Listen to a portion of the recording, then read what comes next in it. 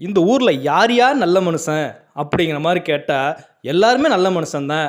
ஏன் நான் கூட நல்ல மனுஷன் தான் அப்படின்னு சொல்லிக்கிட்டு திரியிற ஆளுங்க தான் நிறைய பேர் இருக்கான். ஆனால் இந்த நல்ல மனுஷங்கிற வார்த்தை எனக்கு ரொம்ப நாளாகவே ஒரு தடுமாற்றத்தை தருதுங்க. அப்படி உள்ள தடுமாற்றம் தரக்கூடிய அந்த நல்ல மனுஷங்கிற டைட்டிலை வச்சு தான் இன்றைக்கி உங்களுக்கு ஒரு சிறுகதை எழுதியிருக்கேன். அதை என்னுடைய சேனல் மூலமாக என்னுடைய குரலில் ஒளிச்சித்திரமாக நீங்கள் கேட்டு மகிழலாம். இந்த கதையை கேட்டுட்டு உங்களுடைய கருத்துக்களையும் சொன்னீங்க அப்படின்னா எனக்கு அடுத்த கதை எழுதுறதுக்கு கொஞ்சம் எனர்ஜி கிடைக்கும். வாங்க கதைக்கு போகலாம். பயம். எல்லாருக்கும் பரமசிவன் தாசில்தார் என்றாலே பயம். அந்த ஆள் எப்படியா? செம்ம முசுடு சார். அந்த ஆள் வீம்பி பிடிச்சவன். யார்கிட்டையும் கை நீட்ட மாட்டான். கூட வேலை செய்கிறவங்களையும் கழுகு மாதிரி பார்த்துக்கிட்டு இருப்பான். சரியான ஏழ்ரை சார் அவன்.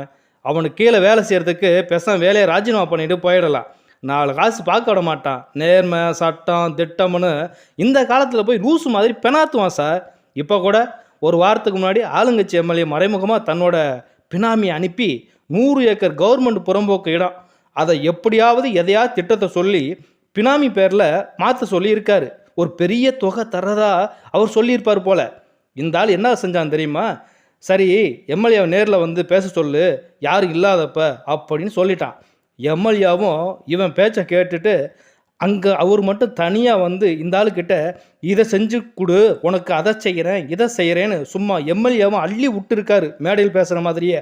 இந்த பயப்புள்ள அத்தனையும் வீடியோ எடுத்துகிட்டு கடைசி எம்எல்ஏ கிட்ட போட்டு காட்டி இருக்கார்.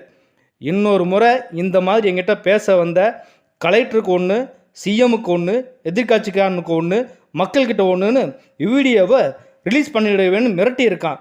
வேறு வழி இல்லாமல் எம்எல்ஏ கெஞ்சி கூத்தாடி இந்த மாதிரி செய்ய மாட்டேன்னு சொல்லிட்டு பேய் அரைஞ்ச மாதிரி வந்திருக்கார். அப்படிப்பட்ட ஒரு மோசமான ஆளு சார் இந்த பரமசிவம். இந்த பரமசிவத்தை அவங்க குடும்பத்தில் இருக்கிறவங்களுக்கே பிடிக்காதுன்னா பார்த்துக்குங்களேன். எப்போ பார்த்தாலும் குடும்பத்துலேயும் அதை செய்யாதீங்க இதை செய்யாதீங்கன்னு ஒரே அட்வைஸ் மலையாக தான் இருக்குமா. பொண்டாட்டி பிள்ளைங்களுக்குள்ள இருந்து யாரும் இவரை நல்லவன்னு சொல்கிறதே கிடையாது. சுருக்கா சொன்னால் இந்த ஆளுக்கு வெளியிலையும் சரி வீட்டுக்குள்ளேயும் சரி நல்ல பேரே கிடையாது சார். ஆனால் இவருக்கு ஒரு தம்பி இருக்காரு, பேர் தருமலிங்கம். அடாடா, அவர்லாம் மனுஷன் நல்ல மனுஷன் சார். அவருக்கு போய் இந்த ஆள் எப்படி அண்ணனாக இருக்காருன்னு தெரியல சார். தருமலிங்கம் ஐயாவும் பொதுப்பணித்துறை இருக்குங்கள, அது பெரிய அதிகாரியாக இருக்கார். மனுஷன் சொன்னபடி இருப்பார் சார். எல்லா துறையிலும் இவருக்கு நண்பர்கள் இருக்காங்க. வேலை வேணுமா, இடமாற்றம் வேணுமா, என்ன செய்யணும், எதுவாக இருந்தாலும் இவரை பார்த்தா வேலை சுலபமாக முடிஞ்சிடும். இவரை நம்பி எத்தனை லட்சம் கோடி கொடுத்தாலும் வேலையை முடிஞ்சிடும். மனுஷன் வாங்குகிற காசில் ஒளிவு மறைவு இல்லாமல் யார் யாருக்கு எவ்வளவு தரணும் அப்படின்னு கணக்கை கரெக்டாக லிஸ்ட்டை போட்டு தருவார். ரொம்ப நல்ல மனுஷன் சார். சொசைட்டியில் இவருக்கு இருக்கிற நல்ல பேருக்கு அந்த ஆள் இருக்கானே பரமசிவம், அவனுக்கு கொஞ்சம் கூட கிடையாது சார்.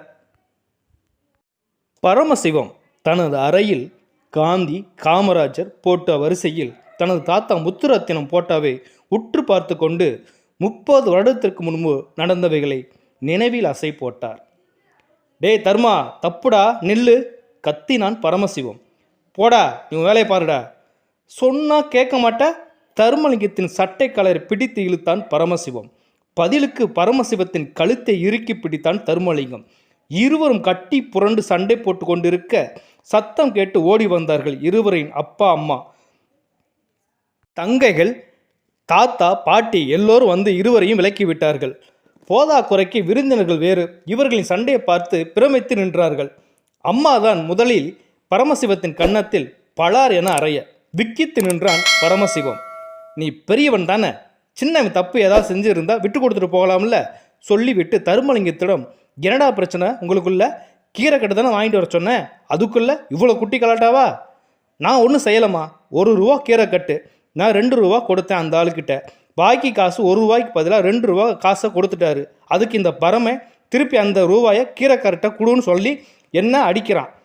நான் மாட்டேன்னு சொன்னேன். இன்றைக்கி எனக்கு அதிர்ஷ்டம், அதான் எனக்கு காசு வந்திருக்கு, நான் தரமாட்டேன்னு சொன்னேன். அதுக்கு என்னை அடிச்சுக்கிட்டு பேசிக்கிட்டு சத்தம் போட்டுட்டு வரான் இந்த பைய. தர்மன் சொல்ல பரமன் பேசினான். இது தப்புமா, அந்த காசை அவர்கிட்ட திருப்பி கொடுக்க சொல்லுமா பரமசிவன் சொல்ல. அம்மா சீறினாள். மூடுடா வாய, பெருசாக நாயந்தர்மா பார்க்குறான். அந்த கீரைக்காரன் 10 பைசா குறைச்சி தர மாட்டான். எத்தனை நாள் அவங்ககிட்ட வாங்கிட்டு இருக்கோம். இன்னைக்கு உன் தம்பி சொன்ன மாதிரி நமக்கு அதிர்ஷ்டமானு நினச்சிக்கோ. அம்மா சொல்ல. தர்மலிங்கம் பரமசிவத்தை பார்த்து ஆட்காட்டி விரலில் கொக்காணி காட்டியவாறு காசை பாக்கெட்டில் போட்டுக்கொண்டான். வீட்டிற்கு வந்த விருந்தினர்களுடன் அம்மா அப்பா பேசி கொண்டு இருந்தார்கள். கோவித்து கொண்டு திண்ணையில் உட்கார்ந்திருந்த பரமசிவத்திற்கு தெளிவாக காதில் விழுந்தது. எங்களுக்கு சின்னவனை பற்றி கவலையே இல்லைங்க.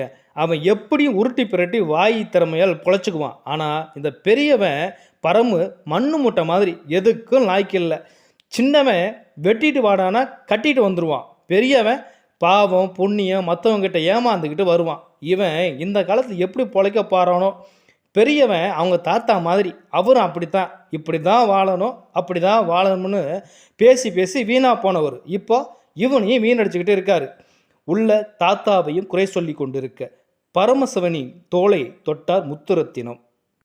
தாத்தா என கட்டிப்பிடித்து கொண்டான். அவனை கைத்தாங்களாக அழைத்து கொண்டு சென்றவர் பரமசிவத்தின் கண்களில் வழிந்த கண்ணீரை துடைத்தார். பரமு, அழாதே. என்னைக்குமே நல்லது கண்ணுக்கு உடனே தெரியாது. நோயாளிக்கு மருந்து கசக்குங்கிறதுக்காக வைத்தியர் அந்த மருந்து தயார் பண்ணுறதை நிறுத்த முடியுமா? நோயாளியை குணப்படுத்துறது வைத்தியரோட கடமை. நோய் எந்த வடிவத்திலும் வரலாம். அதை எதிர்த்து போராடும் குணம் உள்ளவன் தான் வைத்தியன். அதே மாதிரி தான் மற்றவங்களுக்காக உன்னை நீ மாற்றிக்காத. எந்த நிர்வாகத்தில் இருந்தாலும் உன் கடமையை மட்டும் செய். நல்ல வைத்தியராக இரு. பயன் தேவையில்லை. உச்சி வெயில பொறுக்கிற நாம சின்னத மலைத்துளி வந்தால் ஓடி ஒதுங்குற கூட்டம் தான் நாம. நல்லது என்னமோ என்னைக்குமே கண்ணுக்கு தெரியாது. போடா போ. இங்கே யார் நல்ல மனுஷங்கிறது கடவுளே வந்தாலும் சொல்ல முடியாது. தாத்தா முத்துரத்தினம் சிறு வயதில் சொன்ன செய்தியை தற்போது ஃபோட்டோவில் இருந்து சொல்வது போல் தோன்றியது பரமசிவனுக்கு. நல்ல மனுஷன் கதை உங்களுக்கு எப்படி இருந்தது என்பதை தயவு செய்து உங்களுடைய விமர்சனங்களையும் சொல்லுங்கள். நன்றி. இந்த கதை பிடித்திருந்தால் ஷேர் பண்ணுங்கள், கண்டிப்பாக லைக் பண்ணுங்கள், சப்ஸ்கிரைப் பண்ணாதவங்க கண்டிப்பாக பண்ணிவிடுங்க. நன்றி.